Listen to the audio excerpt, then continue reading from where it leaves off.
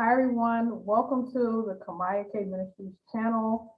I'm Kamaya K, and in this video, I'm going to be sharing my testimony just about my life, the things that God has brought me through, and let me tell y'all something, it has been a crazy journey, and it's been something that I have been wanting to talk about. I have been, it's been suggested to me very frequently, especially recently, that I need to share my testimony and really put it out there on video. And so this is what this video is about. For starters, I'm just going to give you a little bit a background about me and then the journey from how I became who I am today. And my story started with abuse. I grew up in an abusive home. The oldest daughter of 3 children to my parents, and we grew up in a quote unquote Christian home, but in all honesty, that we did not have the right values as someone that is a kingdom-minded individual. So this is what I mean. Growing up, I used to see things happen, like my dad beating my mom. I saw that happen one time and it really scarred me, but then I got beat for it because I talked about it. We used to grow up in a pretty dark environment. And one of the main things I want to really talk about in my testimony today is just the effects that generational curses has had on my life and witchcraft, and how God has brought me from those things, because I think a lot of people are just not aware that these things are real. These things, even if you are a born again believer, these things can still affect your life. And so this is where I'm coming from. So my dad we watched a lot of dark television, a lot of TV. At the age of 4 and 5, he had me watching shows that was shows like kids getting kidnapped, to put me in a place of fear so I would not talk to strangers or whatever. And I used to see those things, like highly mature content at age 4 or 5. We would be watching when we had family time, we watched a lot of TV, and again, it was very dark content. The Walking Dead, like things like things like the show Dexter, like while we're watching Dexter, things like Hannibal, always scary content, always fear, horror. Those were the things that my dad wanted us to watch together as a family. And I always thought it was very strange, because I don't like horror, really. That's not my favorite genre. I love drama, I love action, but he always tend to dwell more on like darker type subjects. So we were quote unquote Christian. I say that because we would sometimes go to church. My dad would sometimes have us where we sat down on Sundays and like read the Bible, but usually the Bible was used as like a tool, like a weapon, to basically explain why he's right and to demean somebody in the family. So I grew up in a very dark environment, even though it's supposed to be Christian. And so that put me in a state of not really knowing God. I didn't really connect the two. Like I didn't really, it's America. Everybody's quote unquote Christian. And so I didn't think anything of it. But I remember things kind of really progressed in my life. At the age of 12, it was a year I had just, I'm coming from elementary school to middle school, and I was like the most popular kid in elementary school in 5th grade. I remember inviting people to my birthday party. I had so many friends, so many gifts, and I was always, I'm naturally thick. That's just how I am. Like I'm athletic and thick, and I developed pretty quickly. And so that made me like I gained a lot of weight very fast from elementary to middle, and so I was pretty overweight. Like it was just kind of a natural thing. Puberty hit, had like zits everywhere, like it was just middle school is not everybody's best time. Like we all know that middle school was like hell, felt like, and for me it really was. So I coming from fifth grade to sixth grade, I went to middle school, and I went from having all these friends, popular and just living my best kid life, to where nobody wanted to eat with me at lunch. And I'm pretty sure I had to do my appearance. Nobody wanted to talk to me. I had one friend, and she was like honestly keeping me like a secret to her other friends that we were friends. And I remember hosting that year for my birthday. I was like, I had invited all these people and nobody came. And it was just so heartbreaking. As a young girl, 12 years old, like I had never experienced that in my life. Like, I mean, ever since I was a baby, so like I always had someone at my birthday party, always had, and I just couldn't understand what it was. And so I remember feeling this overwhelming sadness. And that was also the time that my dad started beating me, and virtually for no real reason. Like I remember one of the times I got beat, and it was always when my mom or my sisters weren't there. One of those times was when, because I didn't put the correct amount of ice in his iced tea, and that was to justify just beating me for no reason. And so that was a very difficult time for me, because I literally descended into just darkness. Like I experienced like an extreme level of darkness at a young age. So I have always been an artist too. As y'all can see, I mean, I've always been artistic. I love art. I love to create, paint, draw, whatever.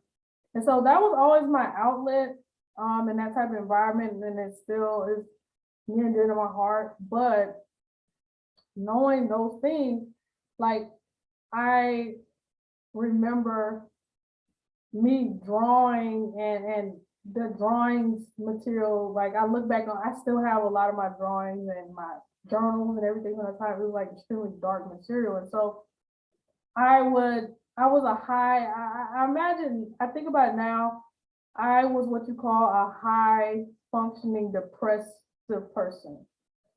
And I didn't know it at the time, but I had a spirit of depression. It was so bad. Like when I tell you, it was very, very strong on me, because it felt like I remember when it first started. It started off, I think the birthday party was the first thing, like me not having any friends. I used to make straight A's. I made straight A's even that year in sixth grade. And I was just, doing what I always did, and drawing and things like that. But I feel like I had no real connection to people.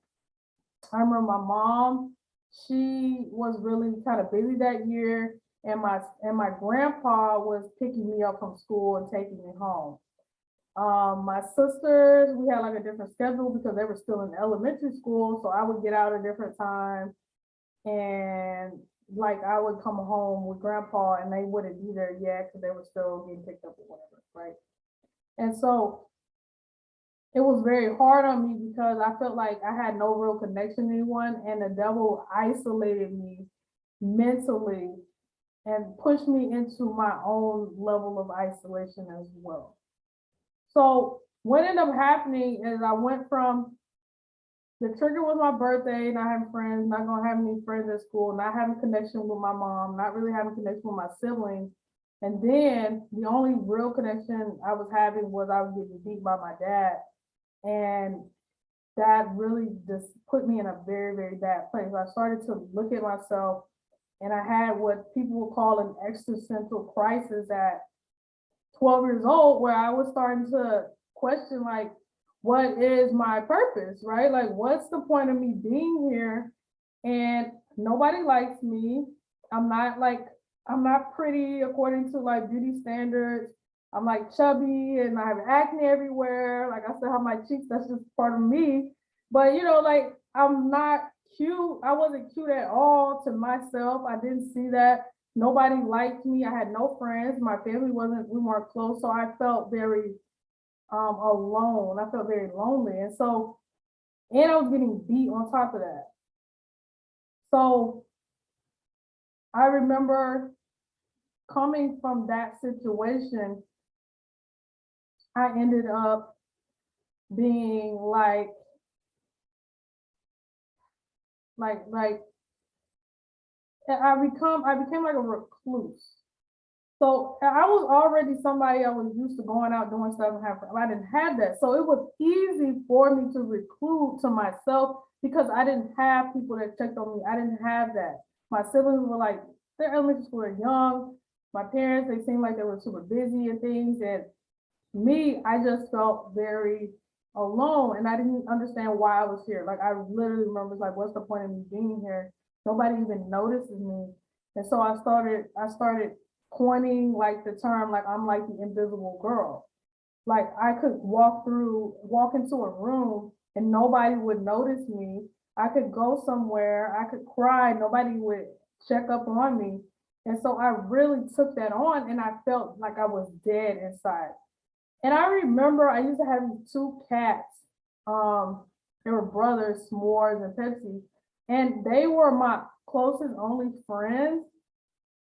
Like was my cats, but it still wasn't enough. So the thoughts went from, okay, I'm not good at, like something's wrong with me, like me, like I'm the problem, I guess, because nobody cares about me, to I don't want to be alive anymore. And I don't want to be here anymore. Like the world, I don't want to be alive. I don't want to be no, I just don't want to participate in life because I feel like I was already dead. And I remember things became so dark that I remember a time I was physically demonized. I remember waking up. I used to things used to get really bad. Like I had this like floor length mirror, and I would look at myself, and I would punch myself. I hated myself deeply, and it was just such a deep rooted hatred. But I know now it's a spirit of it. It was these demons. I was so demonized. They were trying to kill me. And I remember I was in such a state of being demonized. Like I literally would wake up and the world would have no color. Like I remember seeing everything was black and white. Like everything looked like an old movie, like an old Alfred Hitchcock movie, The Twilight. That's what my world looked like. I didn't see color. So I would get up and it became like a routine. And it felt like I was getting, every day I was moving further and further away from people. So my dad had this thing where he wanted us to like get some exercise. I was, like I said, I've always been athletic. I used to always run with boys. I used to play with them. All my friends were boys. Even I had friends that were girls, but like I was always like that girl. We're gonna go run. We're gonna play. We're gonna bike. But he always has this thing where he had this thing where, okay, y'all gonna have to still walk outside, even though we had a gym or whatever. That's a whole nother subject. But so we would go on these walks around the neighborhood, and I started to pray that a car would hit me. And it was scary because I remember one time this truck, he moved like super fast. And it felt like he got close to me, but it was like he obviously saw me, so he slowed. Like, I mean, he wasn't that far from me, but I felt like I was actually gonna get hit, and I was like happy about it. And it scared me because I was like, why am I happy about it? Again, not knowing that I'm dealing with being demonized and that these demons were inside of me were happy to finally get rid of me. So I remember a moment like this was kind of my day. I wake up, and at this point, school had already been out. So at this point, when I was suicidal, I hadn't gotten to the point where I could kill myself, but I wanted death to come upon me. So I wanted it to happen. And so this was summertime. So summertime, I remember I was upstairs. We had upstairs. I used to draw a lot. I didn't talk to a lot of people. I didn't have friends, so it didn't matter either way. And so I would talk to my mom, and my mom would she was like in and out. Like I didn't feel like I really saw her for that season of my life. But that particular day, she called me. I mean, she came upstairs and she asked me, "Hey Maya, you've been kind of quiet, and I just want to know how you are." And that question, I just want to know how you are, was the question that the demons always put in my mind. See, to make me feel like I wasn't even a good enough person to be asked how I was. So I used to literally, the demons would talk to me and say, see, you care so much about people, but they don't even ask how you are. That's how you know that you don't mean anything. That's how you know. And and so when she asked me that question, it was like I almost broke down in tears because it was and I'm not kidding, it was a very, very, very long time since someone had really asked how I was. And I proceeded to take that opportunity and I told her, I said, Mom, I really don't love myself. I don't like myself. I hate myself. I think I'm ugly. I have no friends. Nobody wants to talk to me. And I was like, everything, like, I don't know why I'm here. Like, I don't see any worth in myself. And I could tell this was the first time my mom, she wasn't expecting an answer.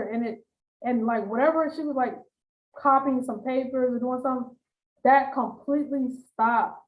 And she just grabbed me and she held me and we cried. Like, we just cried. And she is the one that started introducing me to Christ. She had me read this poem.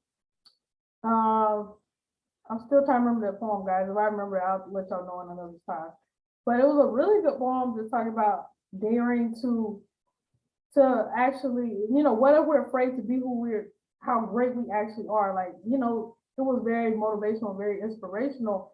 And then she introduced me to Christ, and I really started having a personal relationship with Christ at 12, to the point that I gave my life to Christ and I repented, and I literally, like, it changed my whole life. I remember that year, I worked out a lot. I spent time in the Bible. I spent time with God. I was like 12, and he had me, and I was like, I was so different. My mindset changed. I had so much peace, and I didn't want to kill myself anymore at 12. I didn't want death, and I felt great, like never. I mean, that something was transformative. It was transformative. I gave my life to Christ. I did whatever, and I did whatever I could to feel better. And so I worked out a lot, and I got in like really good shape. And so by the time 7th grade hit, I was like, I had lost, a lot of the puberty weight or whatever, and then life kind of went on. But that's only the beginning of my story.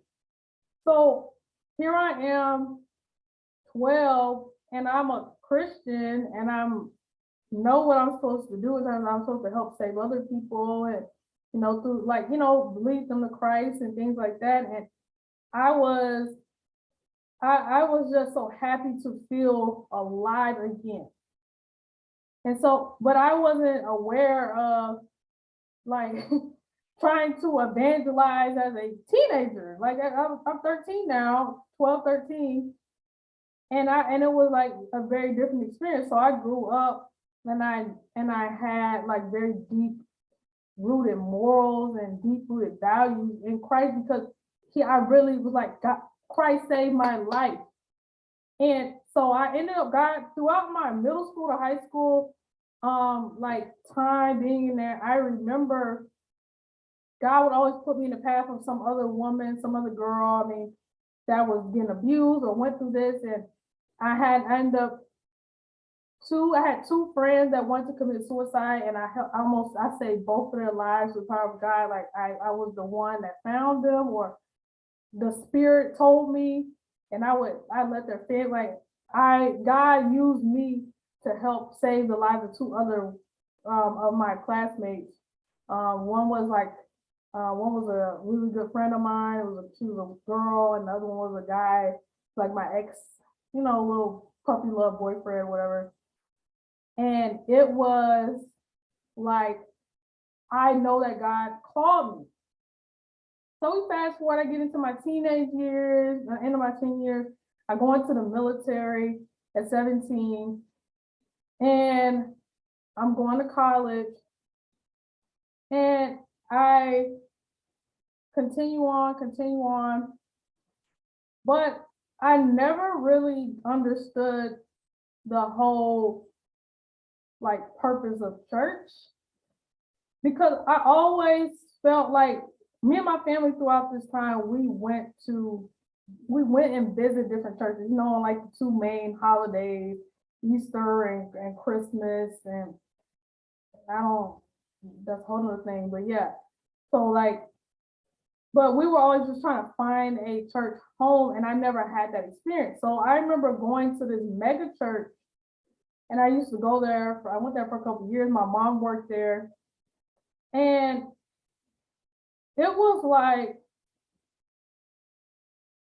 it was just like being, I don't know, it was just somewhere to go. It was like a thing that me and my family did. We would go there, get a word, come home, eat Sunday dinner, take a nap, whatever. That was it. But I didn't feel any real change, any transformation, any real growth. And so it was about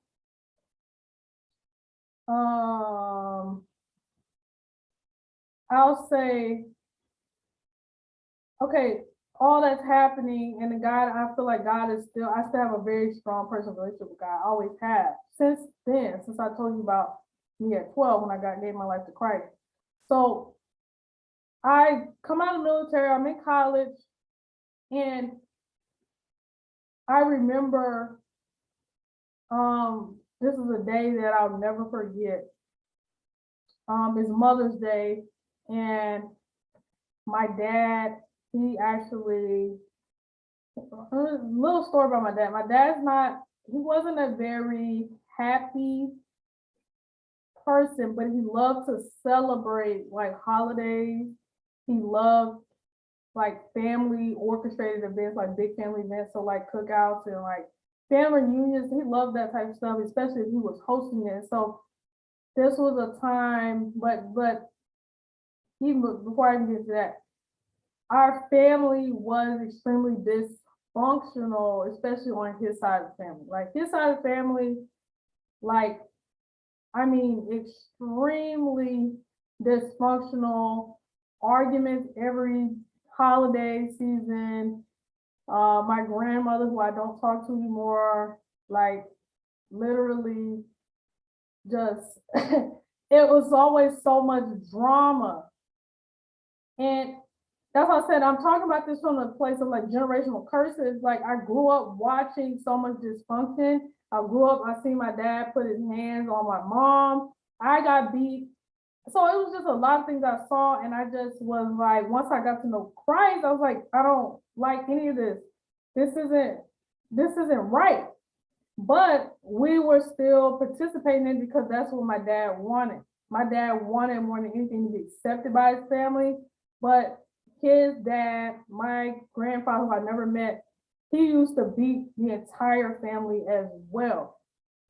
So a lot of the arguments that were happening was directed and blaming my dad. And I think honestly, it was just like, it was all demonic. Like honestly, if I could go back and listen to all the conversations, it was nobody affirming everybody's experience. No one embraced another person's trauma.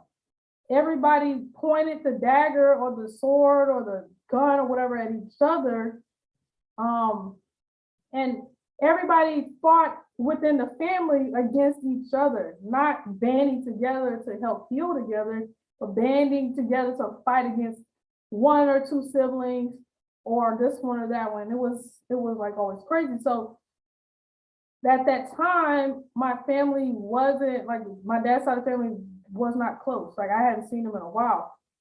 I was fine with it because I didn't really care, because as long as I had peace, that was what's important to me. So this day, it's Mother's Day, is very different because everybody, all three of his sisters and my granny and my mom's mom, and it was like all of us actually came together on this day. And it was very different. It was amazing. And we all had a great time. Everybody was peaceful, no arguments, everybody was laughing. It was like beautiful family experience. I mean, it was amazing. And I mean, my dad used to cook. He taught me how to cook. And so he used to cook and grill, and he could really cook and really grill. And the food was really good. I mean, my sisters, at the end, everybody left, everybody was happy. Everybody said, affirm my dad.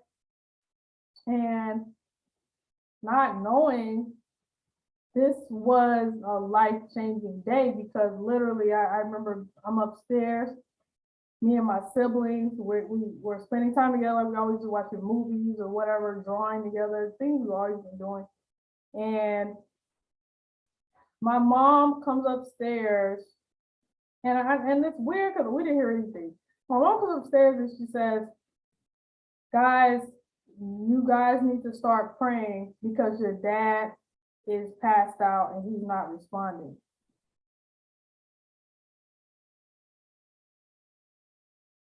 And I'm like, what are you talking about? Like, literally, we just ate, we just saw family, we just had all these experiences, and then you're telling me that. So we all rushed downstairs, and I remember seeing lights. There's paramedics there.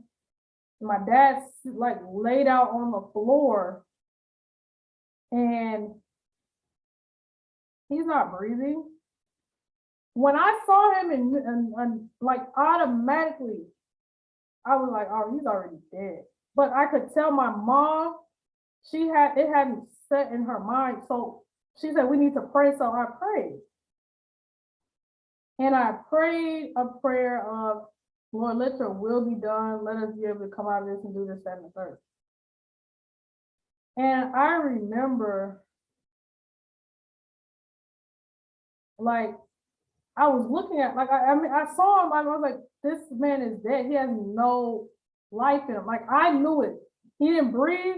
And it's an image I'll never forget. Like, his body was just sitting there cold on the floor. If he was alive, he would at least be breathing. I didn't see his chest moving. He had, like, it was just blank.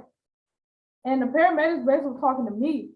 He was talking to our mom. I mean, he was talking to our mom, and even the fireman, because that was who the paramedic, the fireman that was there, he was like, I felt this different kind of peace. And I use the word peace very like carefully, because it was so much confusion that I could, it's hard for you to process those events all at the same time. Like, to process being extremely happy, and then having like almost one of the worst life experiences happen almost in the same day. It was just so overwhelming. Like, I just was more like, let's figure out what we have to do next. From that day forward, though,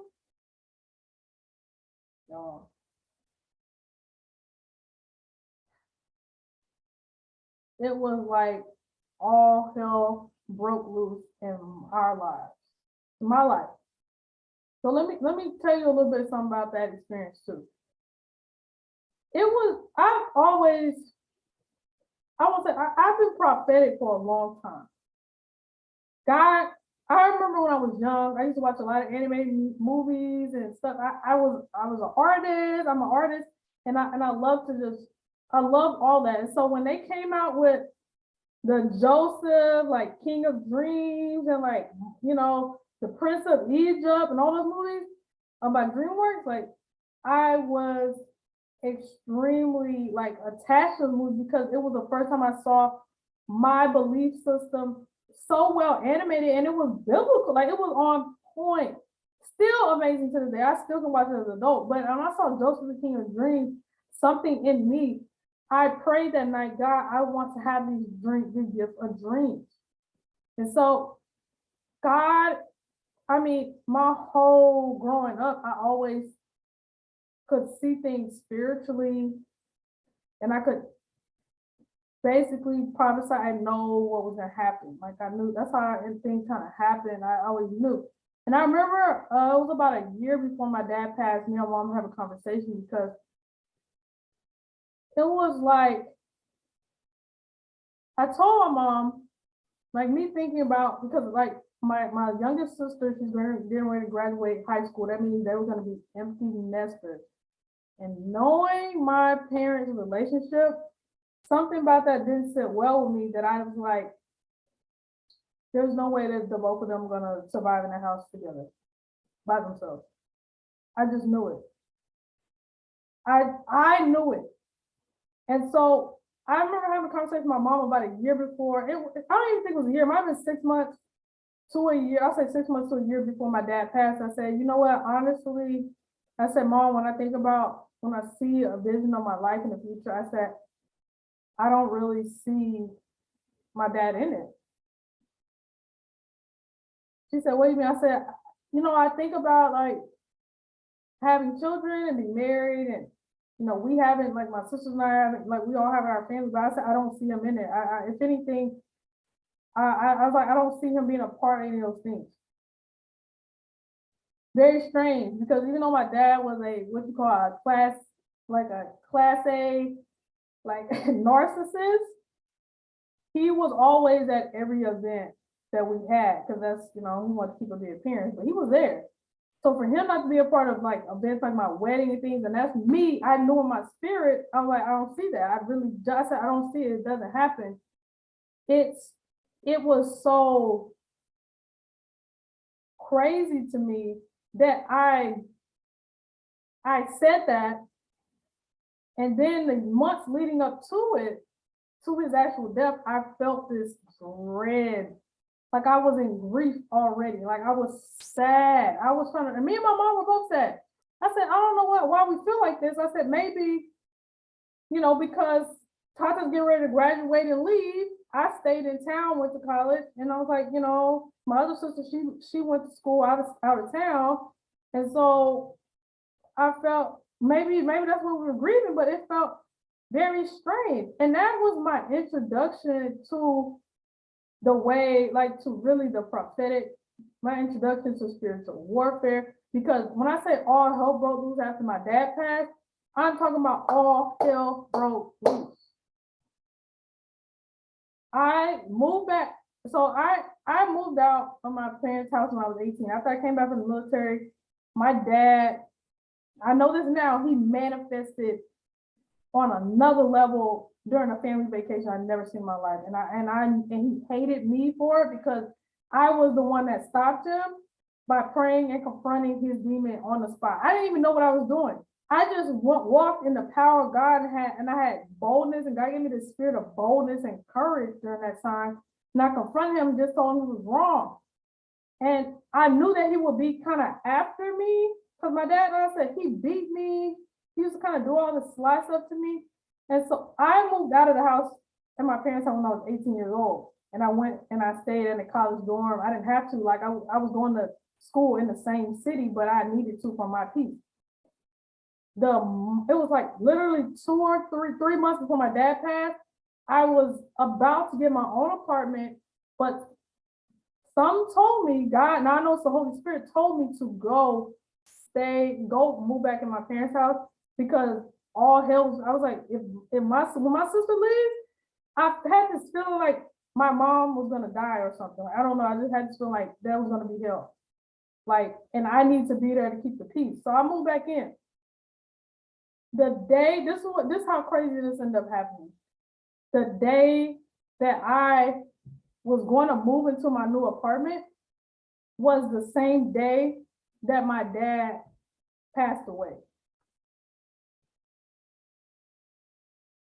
So the day and so if I hadn't heeded the word of the Holy Spirit, I would have been moving in. Even though it was Mother's Day, I mean, it was like whatever, but I would have been moving in on the day that he passed away.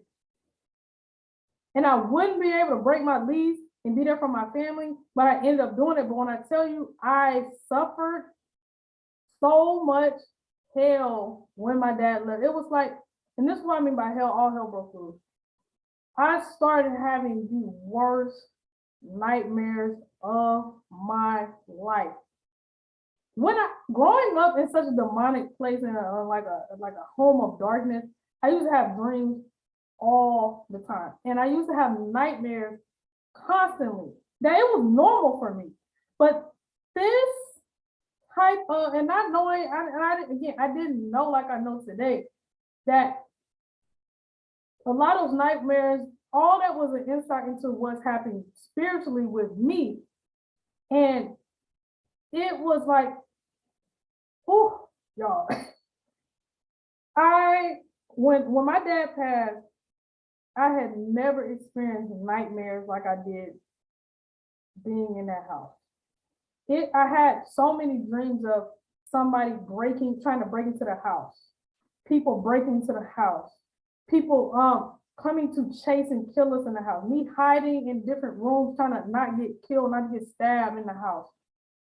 Waking up and all these spirits and all these dark figures around my bed, pulling me. I'm hitting them. They over me. And tell me why I didn't know. I didn't connect this with anything spiritual because, like I said, I've never been to a church or I've never been taught those are demons. Like I never put that together. I still did it in that time. And even now, me and my mom talk because it was just me and my mom staying in the house because my other sisters had moved out. You know, they went to college. Yo, we were having the same dreams. I was dreaming about people breaking the house. She was dreaming about people breaking the house. I was dreaming about being hit and bothered in my bed or stuff in my house and me running and hiding and trying to like stop people breaking the house. She was dreaming the same exact dream. And it was so bad, like my mom, but she had it really bad because I remember she having like understand, my mom went through a lot of abuse being my dad. A lot. Not necessarily physical, but so much mental, emotional, spiritual abuse. Like he really did his best, and they were together for 25 years, and he really did his best to like take every part of her identity down. And so she would like, it was really messing her up. But so when he died, it was like she was experiencing getting electrocuted by stuff. She would wake up with all these welts on her body. She was really going through it. And I didn't know anything about it. It was so, I was literally, so he passed away in May. I'm getting ready to go into my last year of college. I'm about to go into my senior year of college. And I was really debating on to quit school, but I had a lot of people was like, well, would that be something your dad want? Obviously not. The one thing my dad really didn't want me to go to college. So I was only getting on a good night, maybe 4 hours of sleep that whole year. Because I was getting tormented by his demons, by the ancestral demons, the generational curse, like where all these generational curses from those demons. I was getting hounded by every single night. If I had a night of peace and sleep, it was like I can't remember. I mean, y'all, it was so bad. Like And this is how I know it's spiritual. I had all kind of melatonin tea, right? I did all the stuff you're supposed to do. I worked out and went to sleep. You know, like I had my body come down, stretch. I listened to real calming music. No, none of that worked. When it hit that time, me go to sleep, 3 or 4 o'clock in the morning. Now I know that's the time witches and warlocks and this demon time. Y'all, let me tell you something. That's real. I on the clock, it was like on the dot, boom. It was like they bust in my room, and I'm getting tormented every single night. And I'm talking, and that's part of my story. Like, and I still did not connect that these were demons because again, I had never heard this. I had never been taught this. So this is where I'm about to get into we're talking about generational curses. So when I mean generational curses, me and my mom had this very interesting kind of life where and I'm the oldest, but I know how generational curses is, but for whatever reason, I was the child that mirrored all the suffering and the struggle of my mom's life. She went through, when she was young, growing up, being kind of like rejected. She went through rejection and all this. I went through all that same stuff, except it was on another level. And so they say, and it's true, what the demons you don't deal with in your life will be on the level 1 demons your children deal with if you don't deal with them now. So your hardest struggles, they're going to be on another level for your kids because, and that's how you know generational curses are real and that's how they work. So that's how you get the mom that's struggling with like alcoholism and stuff or drugs, and then she has a child and it's genetically proven generational curses are real because the baby comes out wanting that drug and already strung out on that drug. And that's why it was with me. So her rejection and stuff, I grew up feeling that all the time. And it's crazy because me watching my parents grow up, I did everything to not want to ever be with anybody like my dad. I didn't want it. I was almost at the place, I was at a place, I don't want to get married if I'm going to have to be with somebody like my dad. I was like, I don't want any of it. I don't want to be married. I was like, I don't even need kids. I was at peace. I was like, I don't want that life my mom lived. I was like, I don't want it, period. But I did not understand spiritual warfare. I did not understand the spiritual realm at all. So it didn't matter how badly I wanted something. If I did not break that generational curse, it was gonna automatically play on my life, and it did. My dad passed away in 2016. I got married in 2018. And I got married to someone I met. He didn't have like the physical characteristics of my dad. He looked very different than my dad. He seemed like extremely calm and mellow. He made me a bunch of promises and this, that, and the third. But when I tell you, it was like immediately after the I do's, I started seeing the same spirit of my dad in him. It was absolutely devastating. Like my ex-husband, this sounds like, I'm gonna say something. I ended up moving to Houston a couple months before we got married. I was gonna move there anyway because I was ready to get in my mom's house. There was so much hell going on in my house. I was like, I need to just go. I had already graduated college now. Just graduated, and the day after I graduated, I moved to Houston with my now ex-husband's help at the time. And I was invited to a church that he was a part of.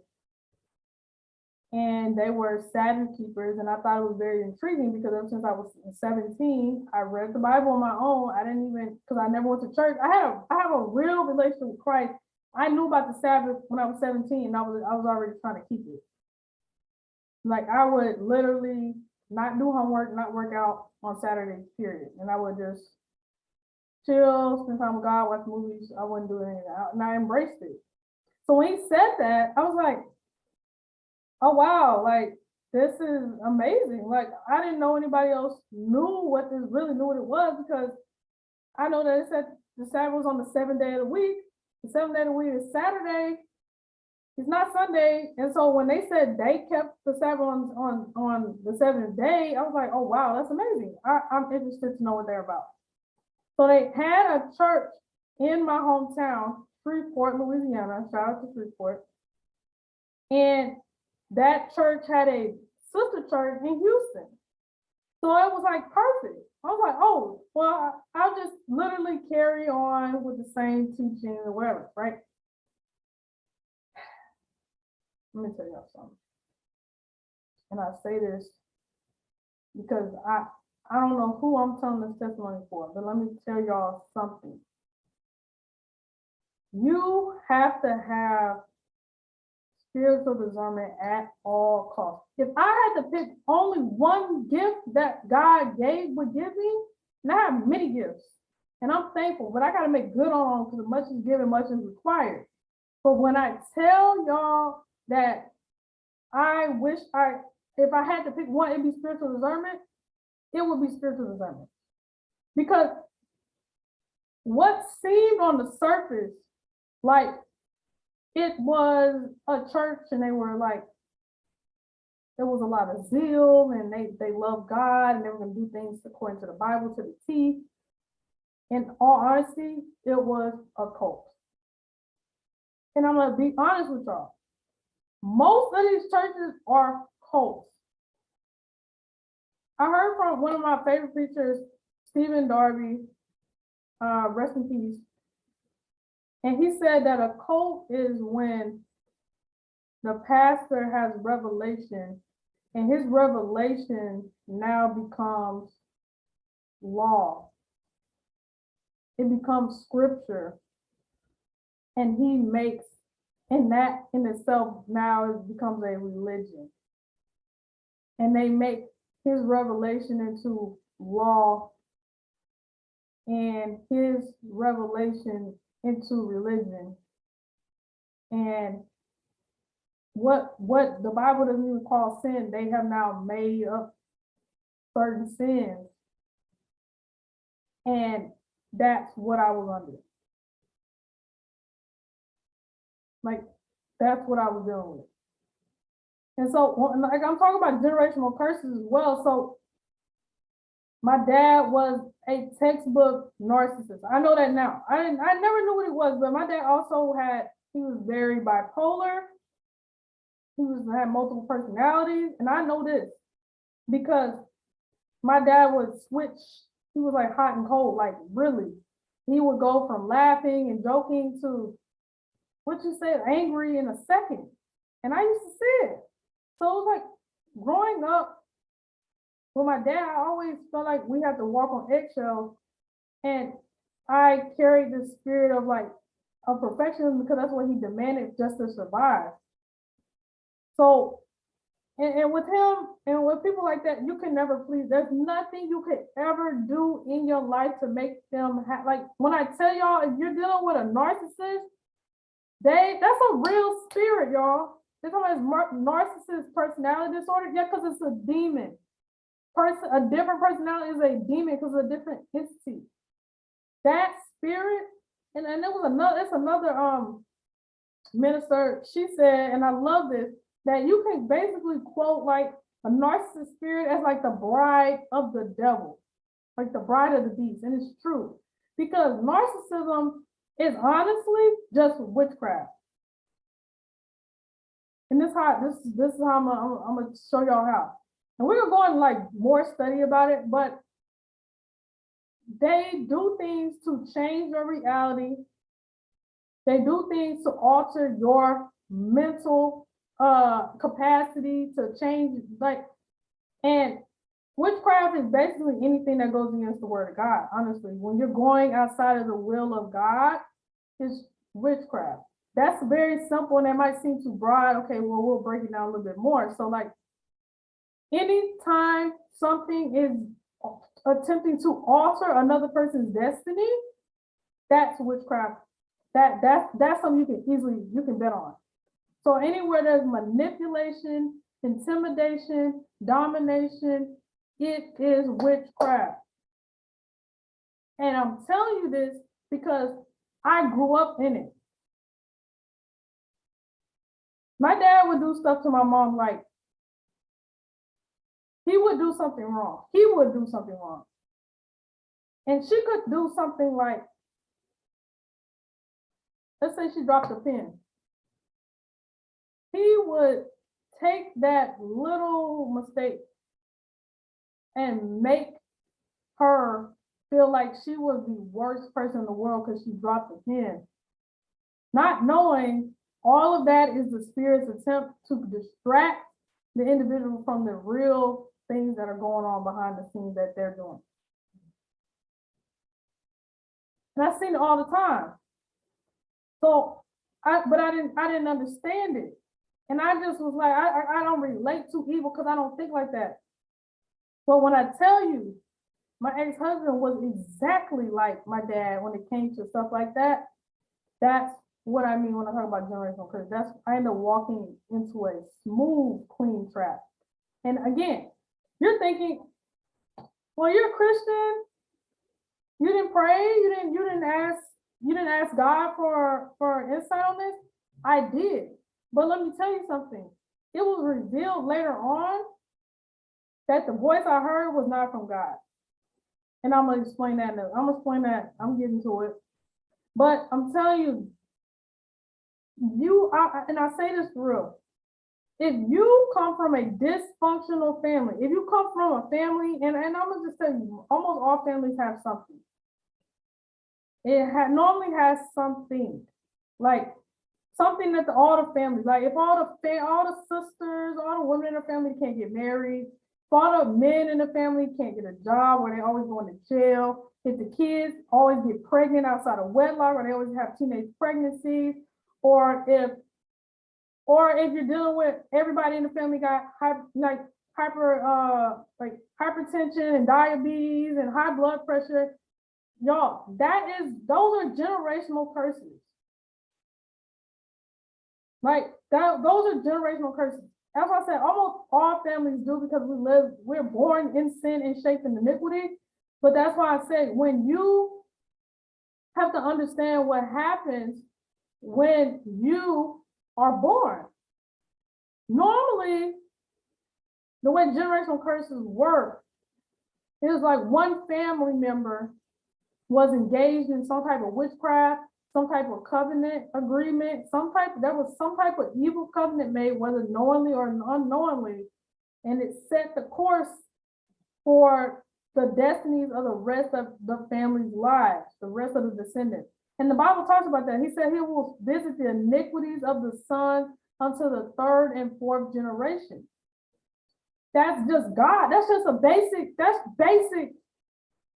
generational curse. There's curses that continue on perpetually, and this is why they continue on perpetually, because these spirits, these ancestral spirits, like that's why all these people talking about they talking to their ancestors and stuff.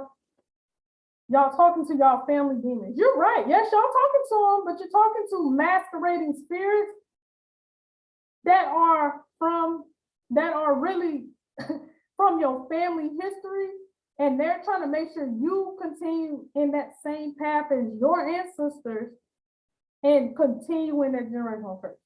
That's the whole point. So that's why I said some of these curses continue into perpetually unless there's somebody in the family that comes into knowledge, comes to salvation of Jesus Christ, and can come to a place of spiritual, I'll say strength and growth and development where that thing can be broken. But that's not common unless, like, But that's why God said in his word, my people perish for the lack of knowledge. So again, I'm a born again believer. And I had never even understood how to even fight spiritually. Understanding that is the basis of that should be the basis of my faith in all Christians' faith, because if we look at the ministry of Christ, one of the first things he did, if not the first thing he did, was cast out a demon. He cast out demons, he healed the sick, he fed the poor, and he delivered them. He said he came to set the captives free. He came so that we may have life and have it more abundantly. So he's not talking about just on some basic carnal, basic worldly standards. He's talking about spiritually, because that is, as my pastor, Mr. Kevin L.A. Ewan would say, the parent world to this world. And your dreams, my dreams, were nothing but insight into the spiritual world, into what was really happening.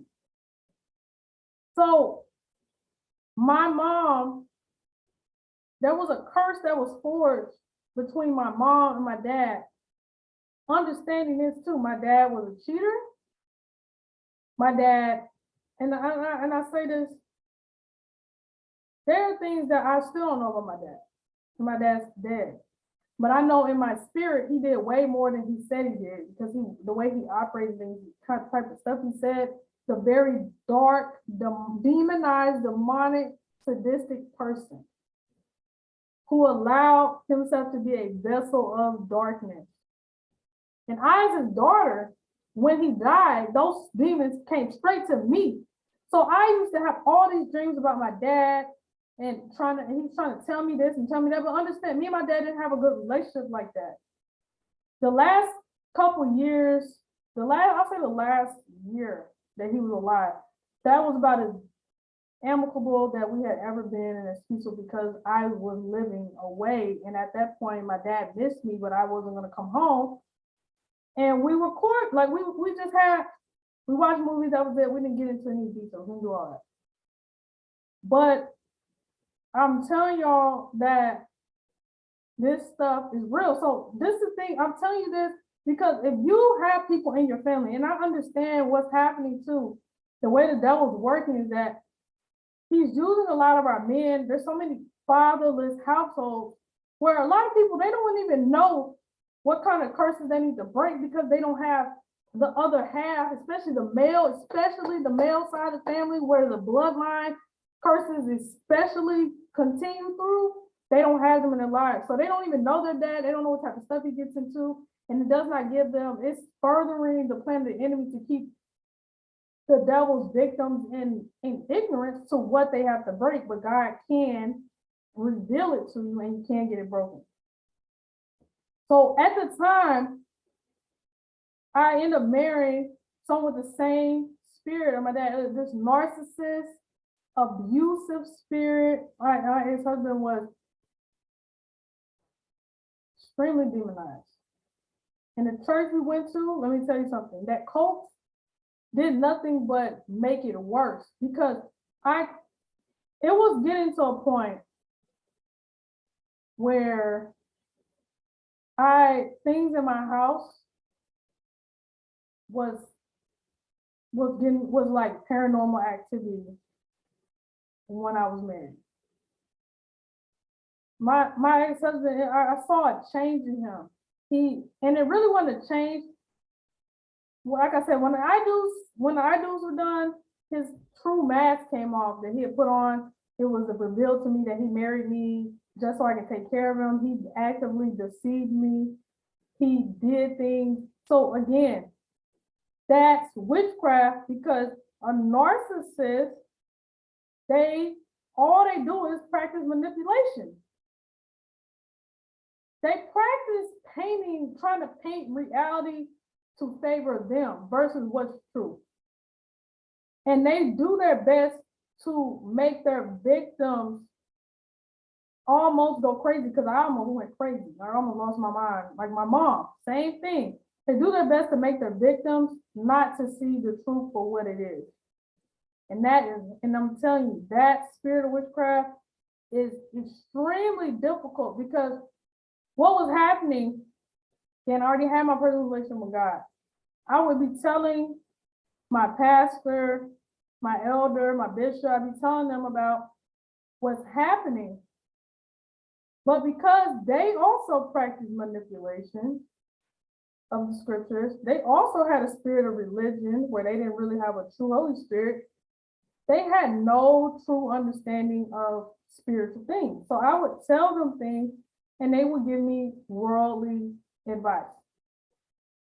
And well, that's going to be a whole nother video too, because that is a huge problem. Like a lot of churches are perpetuating witchcraft because they operate in manipulation, in intimidation, and domination. God, understand, God gave us free will. So if God doesn't make us do anything. If God, the creator of heaven and earth, the creator of all things, Jesus Christ, the word of God, does not make us do anything, then how can us as humans feel like we have the right to do that? That's how you know you're operating in witchcraft. Always trying to have control and this ain't even just a want for control. No, you're trying to control other people, and you are controlling people, and you're manipulating people, and you're making them intimidated, making them feel fear, and you are a witch or a warlock. You're operating witchcraft. And so I was under heavy witchcraft because I was getting it double, almost triple from my ancestral demons, where I would see visions of my dad and we would argue, but it was like all this trying to follow. Then number two, my ex-husband, who was literally always trying to change my reality, make things as though they were not. So he would do things like, hey, I saw him talk to this person, and he'd be like, no, I didn't talk to that person. What? Like, what are we talking about? Like, I have eyes. And so what it did, it put me in a spirit of fear and a confused. I ain't never been so confused in my life. Then I go to the church and they're telling me, oh, you can just do this, it'll be okay. They're not listening to me. They didn't understand anything I was talking about spiritually. And so things got so bad. I remember my ex-husband was, y'all, I'm gonna keep it 100 with y'all. Like this is my testimony, so I don't have no reason to feel no type of way. Yo, like my ex-husband became almost a walking manifestation of my dad's deeds. And this is why I say that. He always wanted to put on a facade as if he was this person to the people in the church. But behind closed doors, no, he was not that person. And the thing that he hated about me is because I had discernment. I actually could see him for who he was. I didn't judge him. I tried to love him. I really did try to love him, and I tried to, I tried to be there for him and try to get him delivered, but he didn't want it. He was happy doing those things. And so an interesting event happened in our house. Remember, I come from a spirit of depression. I went through a period of where we were married. We only married 3 years, but that first half of our marriage, we were almost living in starvation, and we were that poor. And I mean, I'd never been that poor in my life that I had to go to a food bank, like a food shelter, and get food.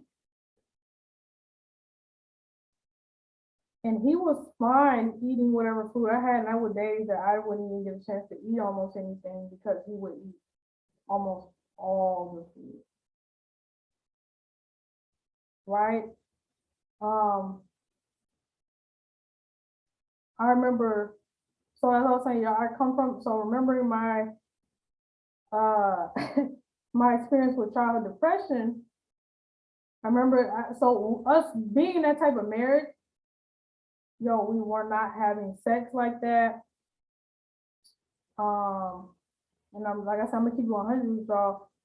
He could not perform, and I mean this, and I mean this like he, it was something like felt like it was always a blockage between me and him. Again, knowing now it was a block, it was God. He was like, "This is not who I want you to be with. This is not it." And but to tell that I was just extremely became depressed, found myself back in depression. And understand this, y'all. When you have a demon, you have a spirit that you can deliver from. That spirit always sees you as his home, especially if he was in you for a long time. So I was extremely depressed while I was in that marriage because of, I said we were poor, I was hungry a lot of the time. I used to get, I was like starting to gain weight because my way my body works. I might not eat a lot, but I would be gored. Like I would used to use food as like a comfort. So any food I would eat bad food. I wouldn't eat good food, and it would all go in the wrong places. And I love to work out, and I just stopped working out, and it was stuff like that. Like, but I was so depressed. I remember going to our bathroom, and like, no, I'm sorry, but yeah. So understand that when you have a demon that you had before, it always sees you as his home. So that's why the Bible talks about when a demon gets cast out of a man, he goes to and fro, trying to find a place to go, and then he eventually goes back to that original host to try to come back to his old house. So at that time, I hadn't had an understanding of what it meant to stay delivered or what that meant, but I was so depressed. And this is how I knew. I remember this very clear. This was probably about year 2 in the marriage. I was in my bathroom, and I remember I looked at my situation. I looked at my marriage. I looked at what type of man my husband was. I looked at where I was financially, and I used to have, y'all, it's like when I got married to him, it was like I lost everything. Like I was someone that was well to do for myself before I got married. I mean, I was fine, I was doing great financially, but no. And I remember I felt so sad. And no lie, I remember I'm here, and then my husband, we used to have we lived in a small studio apartment. Like, it was not it. Okay, tell you, not it. And I remember I felt like this thing pushed me down. I felt it. I know now it was a spirit. I got knocked physically down, and I was just crying my eyes out. And I saw my husband saw me, and I remember the look he gave me where he was almost happy, like shaking his head, like, yeah, that's what you should do. He didn't ask if you're okay. He didn't do any of that. I was just so miserable, but it was a turning point because I saw, oh my goodness, my husband might be my enemy. And this is how you know God, though. God is always with his people. Because at that time, I was laying down, I was crying. I heard in the background, I heard these voices saying, she's going to get up. I said, watch, she's going to get up. She's going to get up. And it was like the voice, it was like angels. Like I could hear them saying, she's going to get up, guys. And I did, but it put a bad taste in my mouth towards my husband. I was like, wait a minute, why are you happy for my downfall? And that's the only, and I remember starting to feel this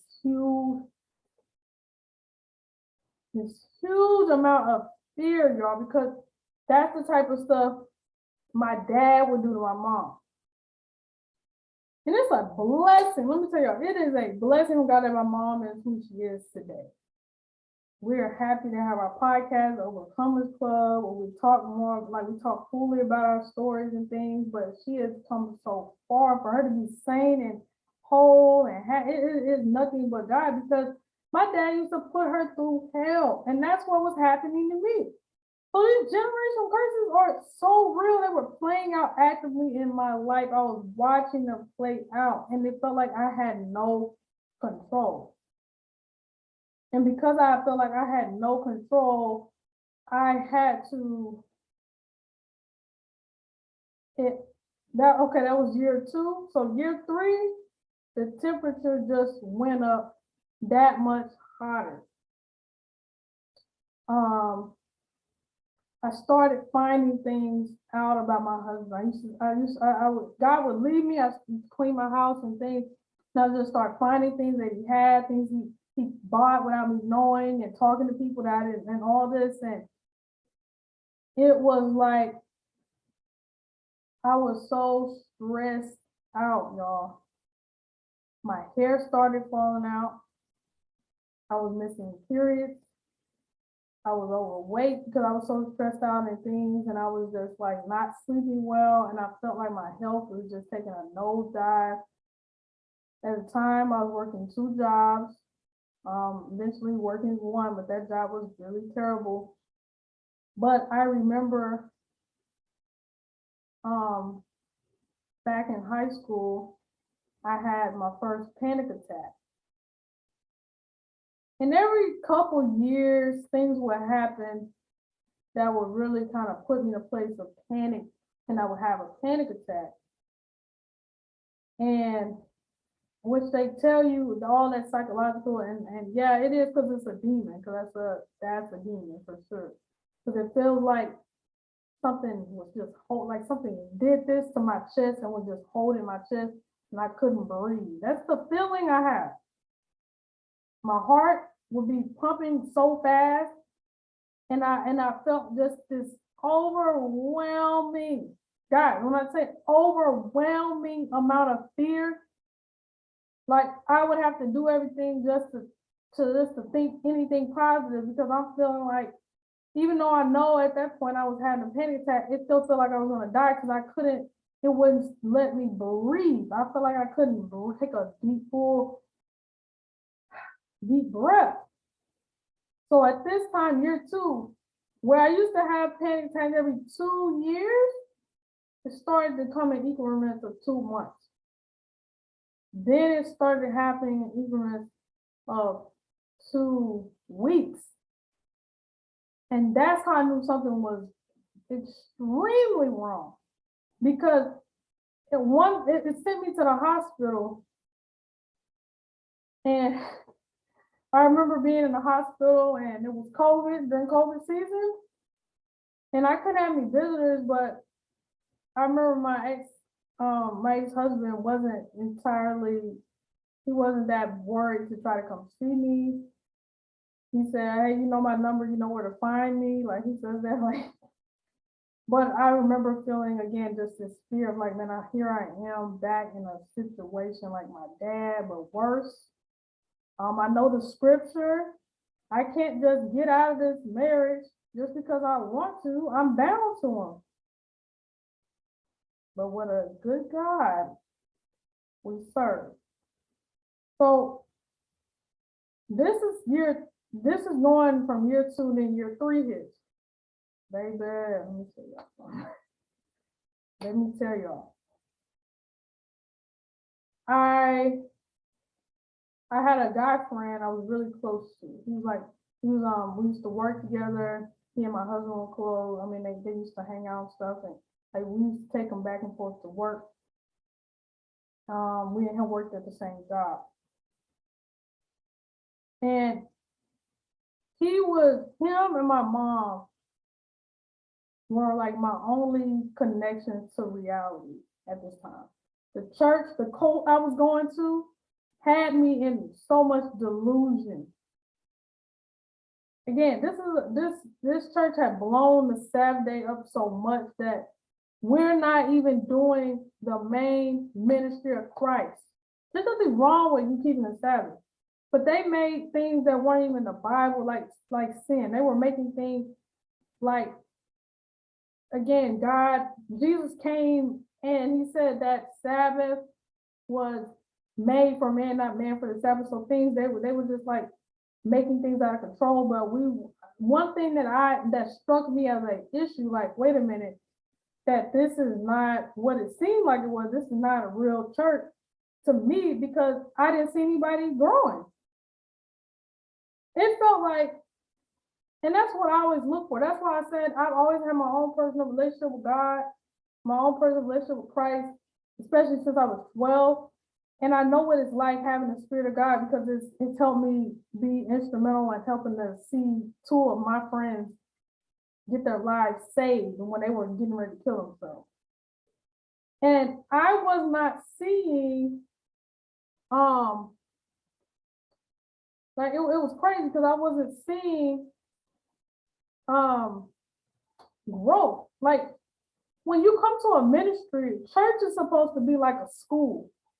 You're supposed to find your gifts, identify your gifts, and everybody needs to go off and then have their own ministry. That's how it's supposed to be. Just like school, they give you a couple different subjects, you try them out, then you find the one that really fits you. Then you get you train and you level up, and then you graduate and you leave that church to now do it. That's what church is supposed to be.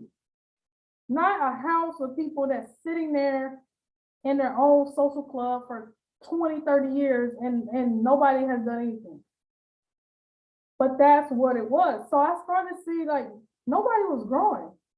Everybody in there was broke, busted, disgusted. Nobody was growing spiritually. Nobody was growing, like, I didn't see it. It felt like everybody was in this time warp, just like bubble of just like routine. We don't do the same thing every week, show up every week. And I was always wondering like why God was not blessing the ministry to grow, because I at the time was working in like every office of the ministry. So like I was working in the choir, I was working in the financial committee, I was working in the live stream website, I was doing like all these different roles. And then it come to find out again, I said this was not what it seemed to be. And that growth really struck me. So, okay, and I started seeing God, I just had this feeling like I need to get back to my Jesus, okay? I need to get back to my God. I need to get back to reading my Bible by myself. And the church was not encouraging people to study on their own. They were always encourage you need to be under pastor, you need to be under bishop, you need to be under elder, you need to pray. They were not encouraging you they were not teaching you how to study for yourself and discern for yourself. So me, I broke off because like I said, I always had a relationship with Christ. And I was like, I'm going to get back to Christ and I'm going to study for myself. And it was times that I was hearing the voice of God. And God, I know God, what he told me, I could hear him because I used to read, I would get up early in the morning. And at this time, again, my dreams started to get bad. I started to sleep real bad again. And I would get up in the morning and I would read my devotional and I would pray and study my Bible every single morning at 3 o'clock, 3 or 4 o'clock. And I remember this time, and that's what I said, year 3 of the marriage came in. My God. So we are, we are 3 years in, and I remember things are getting worse. So I'm saying my ex-husband's like demons, they were starting to really take him over more and more and manifest. And I remember going to sleep one night and I saw, like, I have the gift of dreams, but I don't just dream like prophetic symbols and things like that. Like, I dream straight dreams where I can be in all, like, this environment will look exactly the same, all the same stuff, but I'm seeing now the spiritual entities or items or stuff in that environment that I wouldn't see naturally in my eye.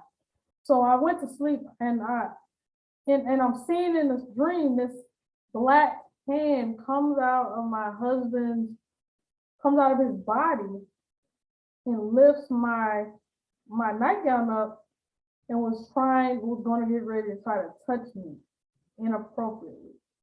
And I remember in the dream, like, paralyzed with this fear. And I used to, but I remember thinking Jesus, like, I had gotten to a place where I was like, Jesus, and that hand moved. But I had this experience, like, when he moved, I woke up, I call it like waking up twice. So I woke up and I could see again the natural, but I saw that hand, I still saw the hand coming out of his body, my ex-husband's body, sleeping next to me, going back in, and I woke up again. And then it was like, just, it was like nothing. And y'all, I got out of that bed. Y'all, I got out of that bed so fast. I went to my prayer closet. Woo, that part was small, y'all. So that prayer closet, that was the only place of peace I had. I made sure that was my closet. I stood up for my God in that closet. But baby, I ended up having to get up out of that house too, because it was scaring me so bad. I used to go, and that's what used to happen. The demonic temperature of my house was like always just going up and going up and going up. So that was like really like taking it up a notch, because I seen it and I almost felt this. I seen the hand, felt that, and I was like, yo, what is happening? I go to my elder. I explain the whole situation to him. They're like, what? That's crazy. And that's it. And I'm like, what? That's crazy. Like, what? Excuse me? What? That's crazy. Yeah, that's crazy. I'm dealing with some type of demon. I knew it was a demon then. I'm like, I'm dealing with a demon coming out of my house trying to touch me inappropriately, and all you can do is say, oh, that's crazy? Ain't you supposed to be my elder? Ain't you supposed to be my bishop? Ain't you supposed to be my leader? And that's the best thing you can tell me? See, and that's what I'm trying to tell y'all. I've seen that there's a network that some of these churches, and you got to be watchful, especially because this is a different kind of demonic network where it's almost like, I'm trying to explain, like, let's just use like a spider web. So in the middle of the web is the spider. That's the main demon there. And then it's got these little rays or like whatever going out, right? These little webs, and they all connect back to this main spider, this demon. And so these churches, these cults, that's really what they are. A lot of these churches, y'all have to be careful that if the guy, and I'm gonna tell y'all this, I'm not bashing churches. I'm not bashing the house of God. That's a real place. There are real churches doing that, but I'm not talking about them. I'm talking about these that do not practice the ministry of Jesus Christ, and that are a glorified social club using the moniker of Christ to continue and perpetuate cycles of demonization. So y'all gotta be careful, because in this situation, my ex-husband was a hardcore narcissist. But me looking back too, so were the leaders in my church. My bishop and my elder and all the men, they were like almost being groomed to be narcissists. And that's what it is. So that's why I say it's like a demonic web. So if you, and I pray, that's why I say, if I had to choose one spirit, if one spirit, it would be discernment. Y'all have to be careful. And a lot of us women that grow up as Christians or whatever, and we are women of God, we're taught, oh, you need to find a man in the church and do that. I think, yes, if it's a real church, but if it's not a real church, that is worse almost than finding somebody that's out in the world. Because they work now as a unit to keep you in that web. So it was like my ex-husband would say something, and then my elder would, or my bishop would affirm it, and it was, but all of them was wrong. But see, when you have all this overwhelming opinion, and then if you're a woman like I was, and I'm submissive and all this, right? I am a submissive woman. That's who I am. But if you're doing all of that, it makes you feel like you don't have a choice or a say so or a thought, and you feel this overwhelming amount of intimidation to continue in the course that you're on because of that type of and dominating spirit. And that's what it was. It was witchcraft. They were affirming each other. It was like a good old boy club, and they were just helping each other continue in what they were doing. And that's not the way it is. So y'all have to be careful. Just because somebody say they're from God, just because they say they go to church, that doesn't mean anything. And I'm telling you right now, I've had some of the worst experiences with people that claim to be of God and they were not. Because you have to understand, deception, the devil's number one thing is to deceive. He's not, he don't have to do that in the world. Why would he have to do that in the world? And the world's already claiming him. He's gonna do it in the body of Christ, because that's where he can stop the real warriors, the real men and women of God from really carrying out their destiny in the world. So that's why you have to be careful. And we're living in an age where I'm not gonna even lie, it's a large amount of these churches that are operating like that, and they have demonic webs. And I'm daring to say this. I dare not say 90%, and that's high. And that's why I say that.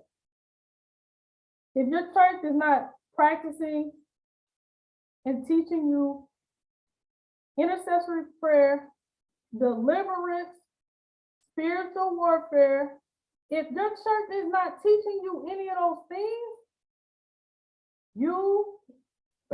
let me tell you, you need to get out of that church. Follow God. Pray about it, but I'm telling you, you are not in a real church of God. And I say, and I don't care who be mad at me. Y'all be mad at me if you want to. I don't care, because I'm telling you this right now, it's not a real church of God. And this is how I know. Because again, look at what Christ did. Refer to Acts. Refer to what the apostles did. Refer to what Christ above everybody did. If they all they do is collect the tithes and they don't have a storehouse, and they're not feeling, they're not trying to give back to the community, they only care about their little group of people, you're in a cult. Period. And that's why I said 90%, because it feels like there's a church in every corner, but how many is actually, where are you seeing real transformation? Where are you seeing growth? Where are you seeing people come to the altar and laying their sins before the altar? Where are you seeing real corporate fasting and giving back to the community? People and people are like, well, why do you count so much on the poor? Because that is the ministry of Jesus Christ. Period. But when you're in a situation where you like, why wasn't a cult, where the pastor and everybody and all the leadership is prospering, and the leader and the members are going broke, the members can't almost do for themselves, so how are they going to give anything? Because they're making sure the pastor and everybody's rich. And the pastor is being worshiped and not Christ. And that was what was happening. So I was having these experiences, and I was sitting there like, oh, this is a problem. I said, I need to learn spiritual warfare. So I started getting on YouTube. I started finding anybody that was, I started going Google, finding prayers about spiritual warfare, because I was like, this ain't normal. I ain't never experienced that in my life. I experienced, like I said, that what I went through, when I told you about dealing with my dad, that was extremely unpleasant. But this is on another level because here I am, I'm seeing them. When you seeing demons, whoo, babe, let me tell you something. That's another level of darkness to deal with. And so I'm going to my leaders and they're not helping me. I'm like, I ain't got time for this. So I used to pray every day. I mean, I got very consistent because I was like, I need to pray. I started watching people like John Ramirez, who was talking about his coming from being a Satanist and how much dedication that he had to being a warlock. And it made me feel like, yo, I need to be just as dedicated and be consistent. I need to fast. I need to pray. I need to be up at 3 a.m. and do what I need to do as well. And I was. I started listening to people like Stephen Darby. I used to listen to the Revelations of Jesus Christ ministry. I used to listen to all different kind of people, but especially those two, Stephen Darby and Revelation of Jesus Christ ministry. They really started helping me understand what situation I was in. Cause I was like, I don't understand. Like, cause I had been in church now for 3 years at that church. I had left that mega church after my dad passed. I left that mega church, moved to Houston. Like I said, got with my ex-husband, all this, and got this coat. And and I didn't learn anything. So now when these demons are showing up, I'm like, I need an answer. That's not gonna work. Talking about that's crazy. That's not doing nothing for me when I'm going home and I'm feeling like somebody's looking at me. I'm feeling like stuff. Yo, I used to go to sleep. No lie. And it was like, you know how you see these scary movies? And like you see the kid and the kid's sitting there in the bed. And the kid just like, I can't go to sleep. And the kid keeps looking in the corner. He's looking at looking at the wall or looking at the closet or whatever. And the kid is like, I'm sensing, like the kid, you can tell the kid's sensing something. And then it appeared because the kid's not crazy. He know what he felt. That was my real life. I'm sleeping in my bed. And I used to wake up. My husband used to hit me in the bed and stuff. Yo, he was demonized. He used to get hit and jump. But yo, I used to go to sleep, lay down, and I would feel this dark presence enter the room. I would just sit, I would feel like it was in the corner of my room.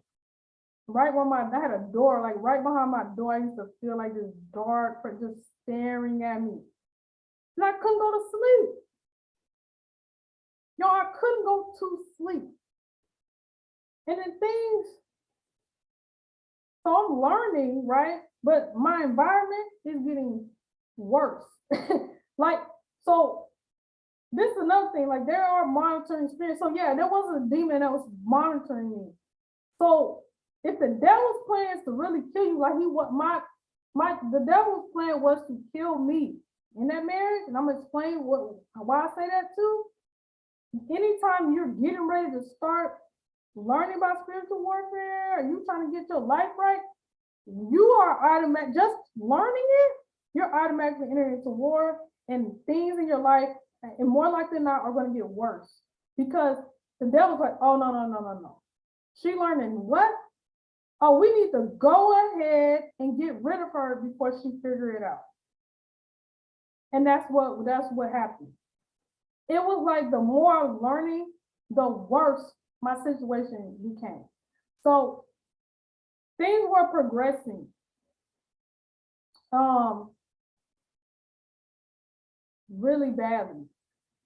I used to have this neighbor upstairs, and that's why it's starting to feel like it was like God gave me real spiritual eyes eventually. It's like I could start seeing things and better. But I was still afraid, but I felt better because I knew what I was dealing with, rather than me just feeling like I was crazy. I was not crazy. I was in my right mind because everything I was seeing and stuff was real. So I used to have this neighbor, and I used to have these cats outside my house. And it seemed like these cats, and I had this, my dog, love my dog. My dog hated cats. I mean, of course, but these cats used to be on my property all the time. I'm talking about all the time. And then I started learning about like how you can have accursed items in your house. So I remember going on this spiritual house cleansing, and things started getting worse too. That's what I'm saying.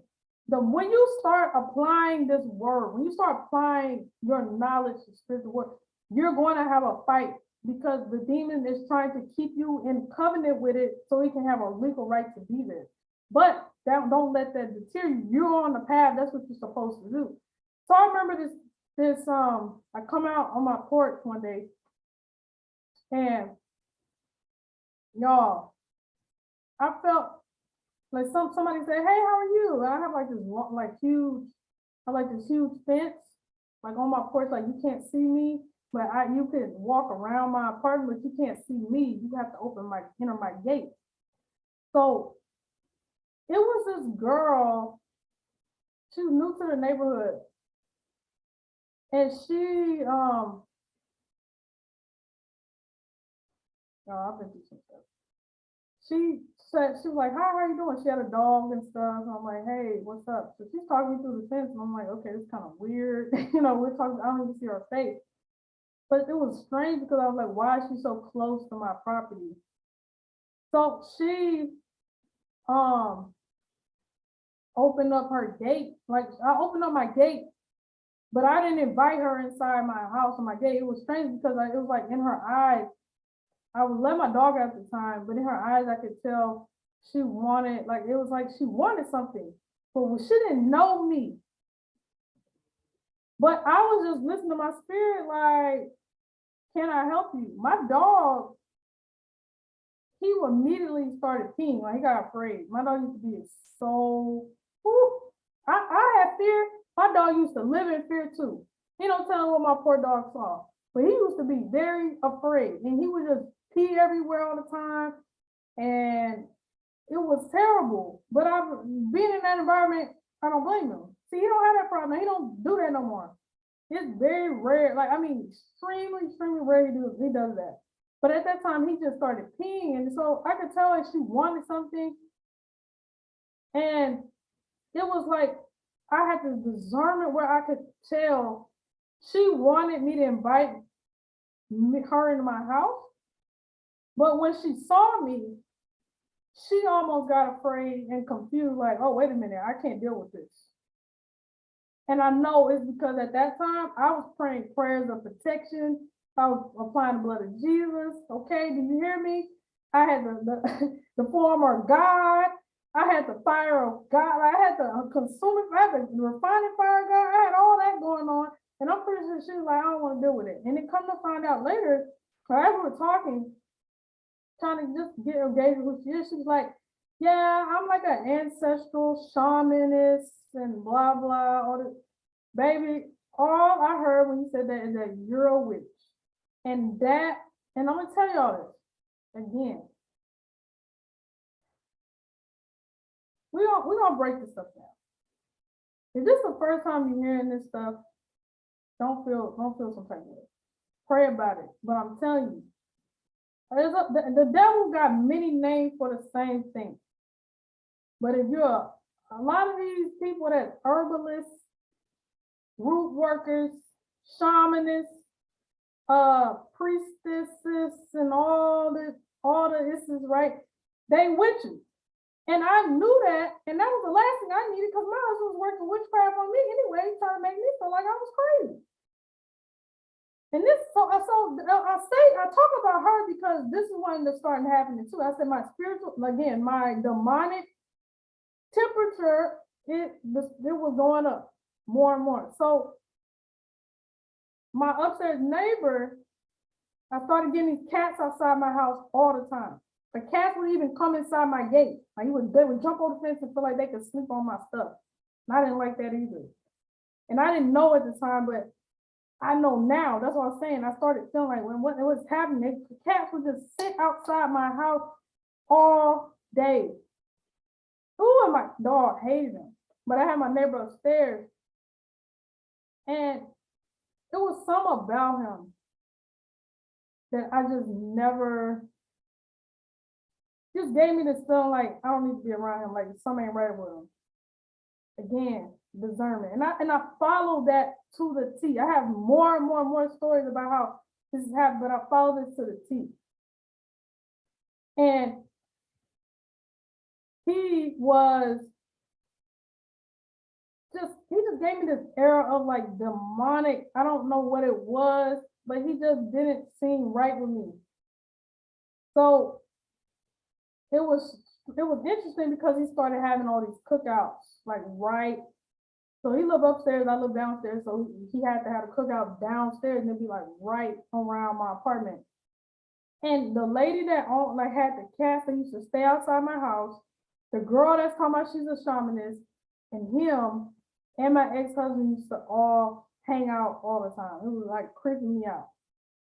So I felt like then my community was trying to come after me too. And this is why I say that. I remember I got to a level where I knew what everything was. I knew what it was. I used to fast all the time, pray all the time, and God, it was like God was showing me what I was dealing with.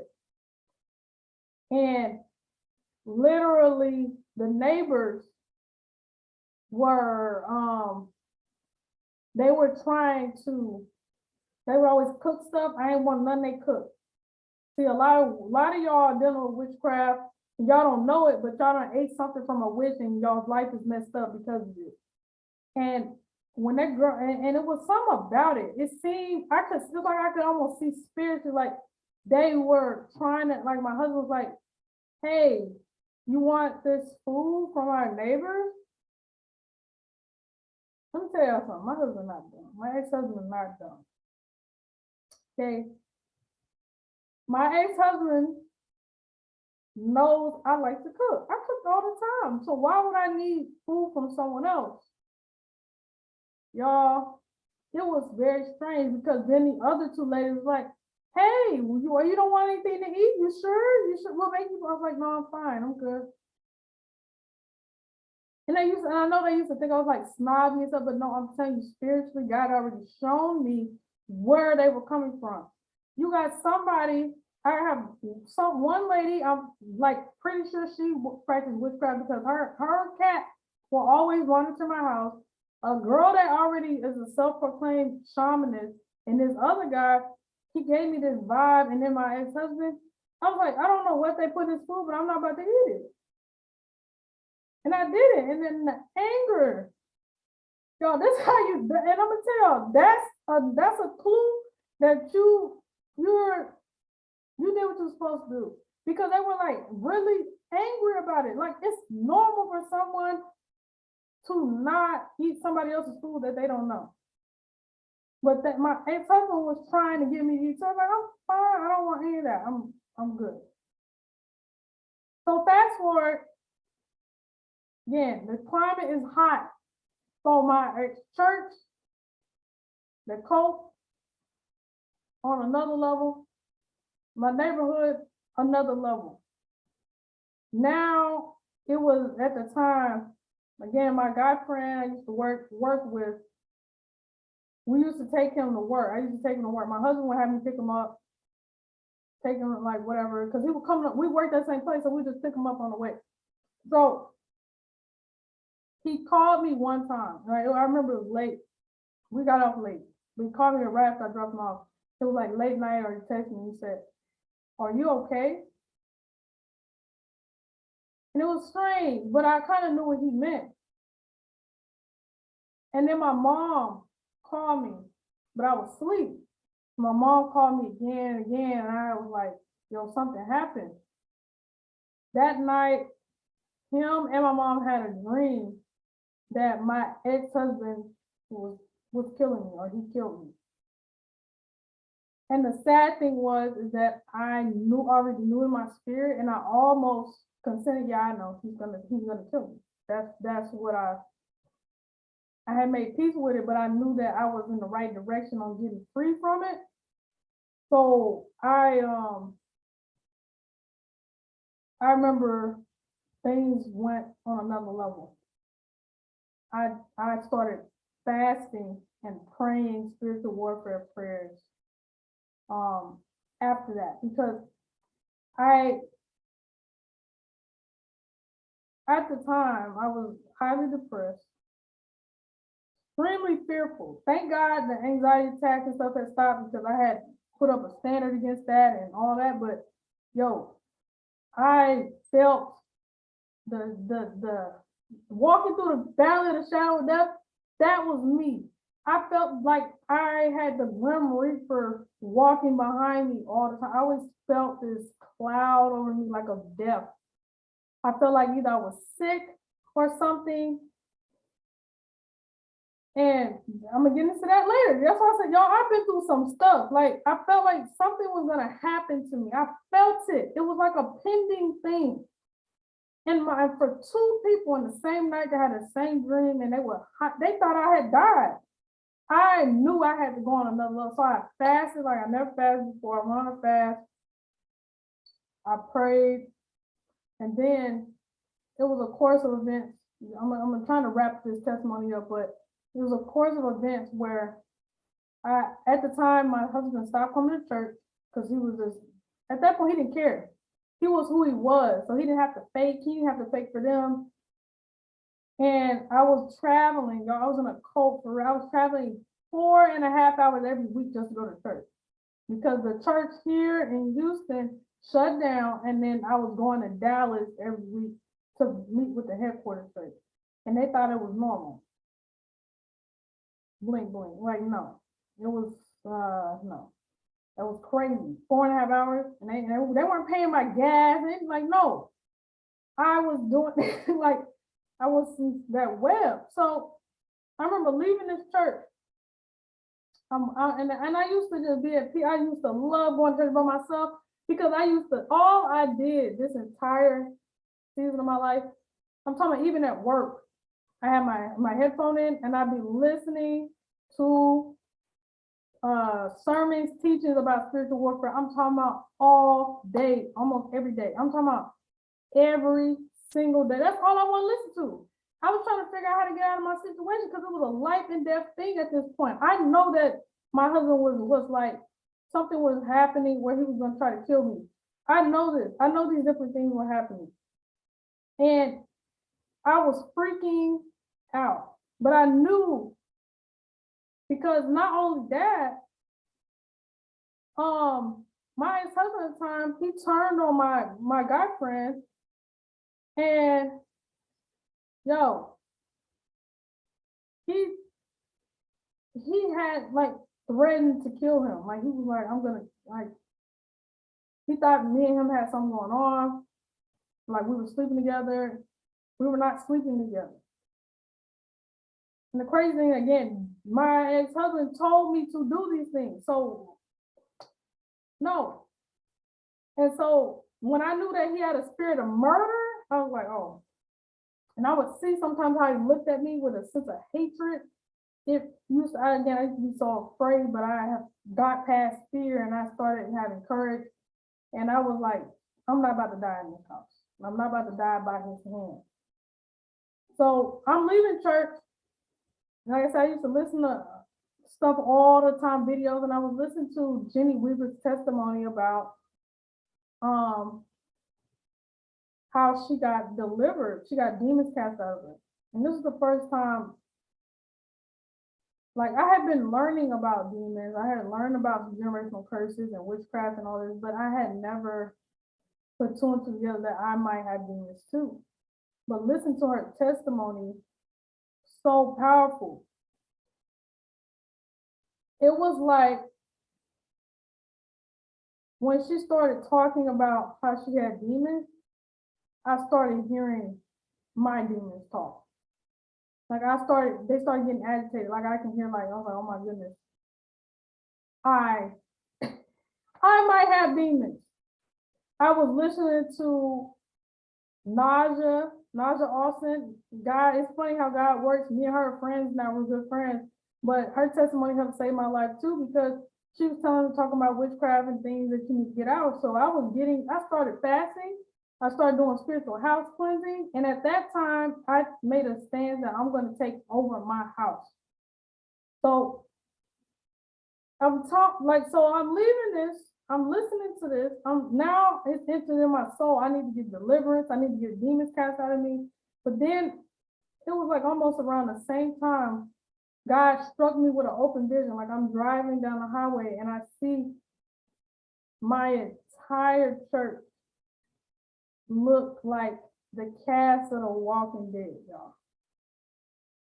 I'm talking about everybody in the black, grayed out faces, gray everything, black. And I was like, yo, I got to get out of this church. So that was my first step. I immediately, God put me in alignment with, right before that happened, God put me in alignment with a deliverance minister who I met. He was in the comment section of Isaiah Saldivar's video. I used to watch all his videos too.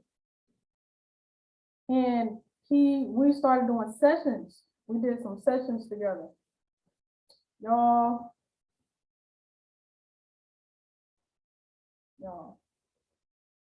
I told my deliverance minister about that vision, and he was just affirming me again. This network, this web inside this church, demonic web, these some traps, these are snares called church, these cults, these little operations, these demonic networks, whatever you want to call them.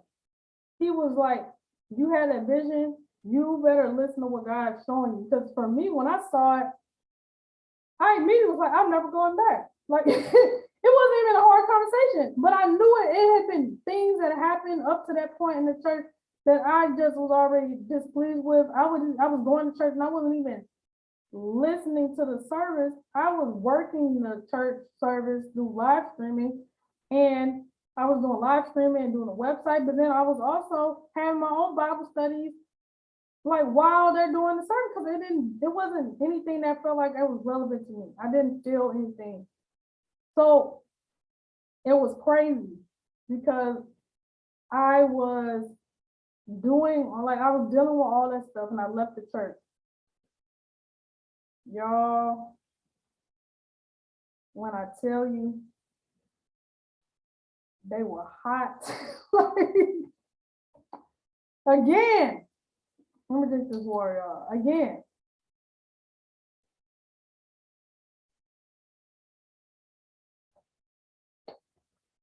These demonic networks,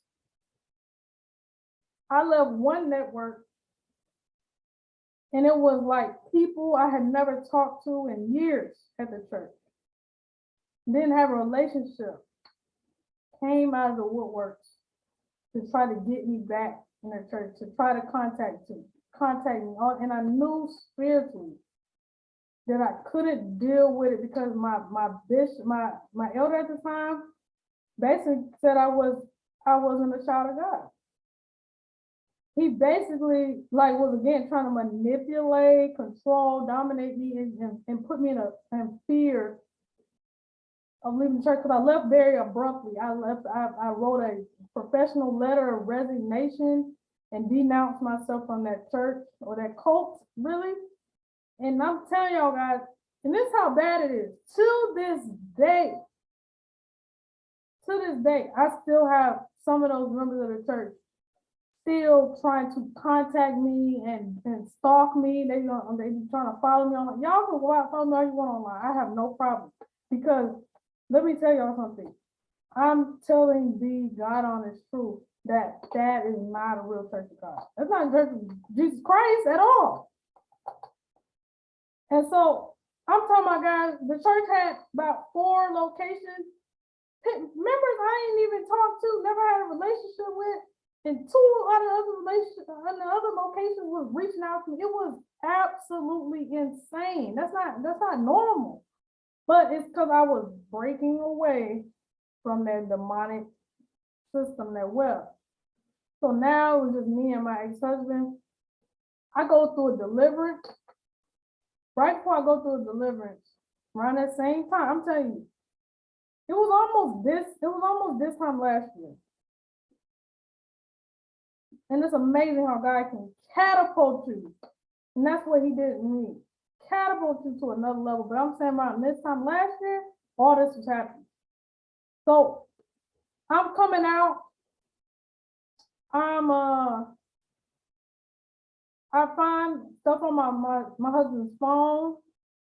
He's talking to all these women, live straight. I have the screenshot. I have it. He's doing all type of stuff, talking, watching all kinds of porn, all type of stuff that is complete violation of scripture, completely violating of marriage. And it was just ridiculous, and completely denied it. But it was proof. So I go through a deliverance, and at this time, my marriage, I'm like, I got to get out of this marriage. But my ex-husband was so violent. He had such a murderous spirit. Like I felt so afraid. Like if I tried to do something, like I was gonna die. Like it was already like a demonic prophecy that I was gonna die by his hand. So when I got to my deliverance minister, we went through our deliverance. It was revealed to me by the demons that got cast out of me that they put us together, not God. One of them confessed, the spirit, I think it was Jezebel, confessed to being like acting like as if she was the voice of God in my head to put us together because they were going to perpetuate the generational curse. Like it all came out in that deliverance. And that's why I say my story is one of being someone that's breaking the bands of wickedness and breaking the generational curses of my family and being free from a demonic network cult called church, not called a church, not all churches, but this one for sure.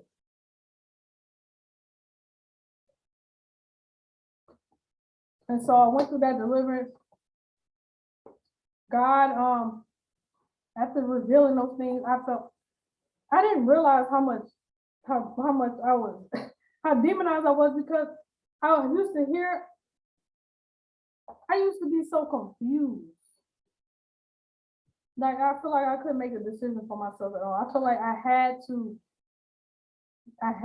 get the approval or the check mark or the go ahead from my spiritual father at the time, my elder, from anybody. And I feel like I couldn't make a decision on my own. But after that deliverance, I had the most peaceful sleep and the most clear thoughts. I didn't hear voices. I wasn't confused. I wasn't afraid. I felt so clean. I just felt clean. I mean, just crystal clean from the inside out. And then it gave me what I needed to get out of the situation. I prayed, I fasted. I had already had legal grounds to get a divorce for the infidelity and the porn and sexual immorality, all this stuff, and it was so many different things. But I was still trying to make sure I got out my situation alive. And when I tell y'all, since that deliverance, I went on a fast. I started following, that's why I say my minister, I claim Mr. Kevin L.A. Ewing, and I went on a real fast and I broke those things down. And my husband ended up leaving me. We got divorced, and all his demons and the generational demons and the curses that came with it, I've been seeing them just fall off one at a time. And I prayed that God catapult me to where I should have been in my life. And here I am today to say that I made it. Like y'all, when I tell you God can do it, let me tell y'all, compared to where I was last year, I'm like healthier, I'm happier. I've been able to quit my job and I work for myself. I've been able to help ministries. I've been able to do this in such a short amount of time. My health is on a whole nother level. I'm way better. Like I'm still like I'm always growing. I'm always getting better. But I mean, I'm at peace. God blessed me with a new apartment, because that apartment was so demonic and so demonized. Like I just used to feel so much so many bad dreams and triggers and trauma there. And I mean, at the time that I left, I had peace because I was determined to have peace in my own dwelling. But God gave me a first start, and it was amazing. It's been amazing. And all that is because I learned, like, I got the knowledge that I needed to get free. It says, through knowledge, the just shall be delivered. I'm telling y'all, that's my life. I applied every bit of knowledge I knew about spiritual warfare, about witchcraft, about generational curses, renouncing, repenting, keeping a clean life. I don't play with this stuff because it almost killed me. And I'm telling you guys that if you're in a situation where you're dealing with narcissism, where you're in a church that's really a demonic network, if you're dealing with generational curses, God can't break it off of you like he did me. And I had a death sentence on me. I felt it, and it was a generational curse because my mom tells me the same thing, that she felt like she was supposed to die. And because she did whatever she had to do, it rolled smooth over to me. And so those demons was coming hard for my life. And to this day, of course I deal with warfare, but I just keep doing like my pastor said, I upgrade my deliverance. I stay with a clean life. I keep a clean life. I keep a clean heart. I don't have any unforgiveness and bitterness. Like, I pray for my ex-husband. I pray for him. I pray that he get his life right and get saved. But at that time, when I left, last time I see him, he was in all types of stuff. I don't know. But I'm saying, if this is one of your situations, know that you can get out. If you're in a household, if you're in an environment where you don't feel safe, you feel fear, God can turn it around, but you got to get the knowledge, and that's part of it. Like, you got to invest, you got to fight for your life, because that's what I was fighting for my life. I'm having, and this is the thing too, like, I had people in my neighborhood, my neighbor upstairs, I just felt, I'm telling you, from every angle, from my church, because at the time, I wasn't even close to my actual family, because they had us where they made you feel like you couldn't do anything with your family. They were your family. That's it. So I didn't have my family, but I had my mom, and they ended up coming, and they were instrumental in me getting out of that situation in the end, for sure.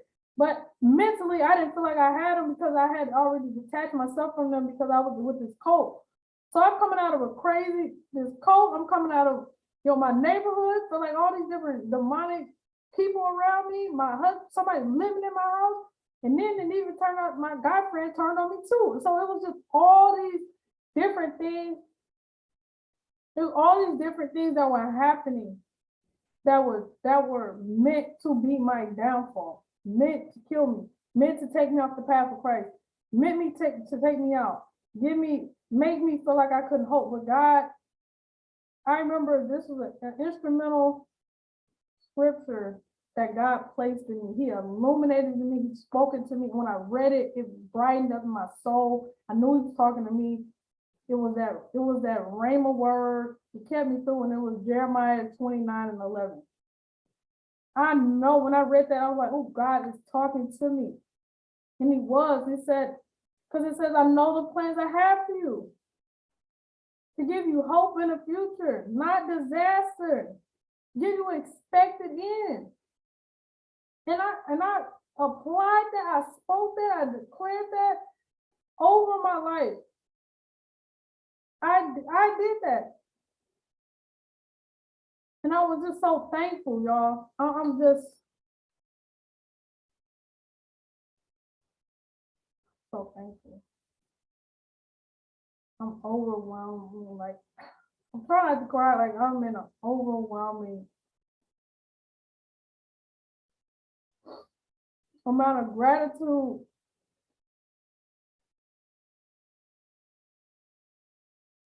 to be alive. Because my life didn't look nothing like this before.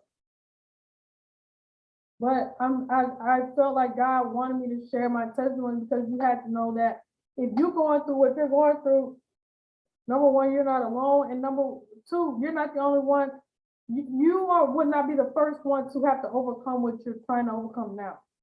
You can do it. And I'm here to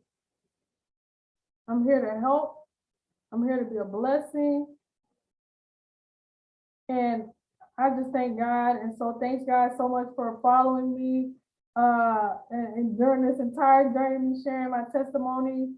Definitely follow, like this video, comment, share, put some in the comments, follow the channel. And guys, I can't wait to talk more about, we're gonna have way more teaching.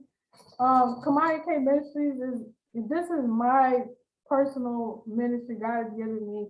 And that's going to include things. We're going to be talking about ministry and church branding, nonprofit branding, financial education. We're going to be talking about even Web3. We're going to be talking about just kingdom lifestyle building. And I'm so excited.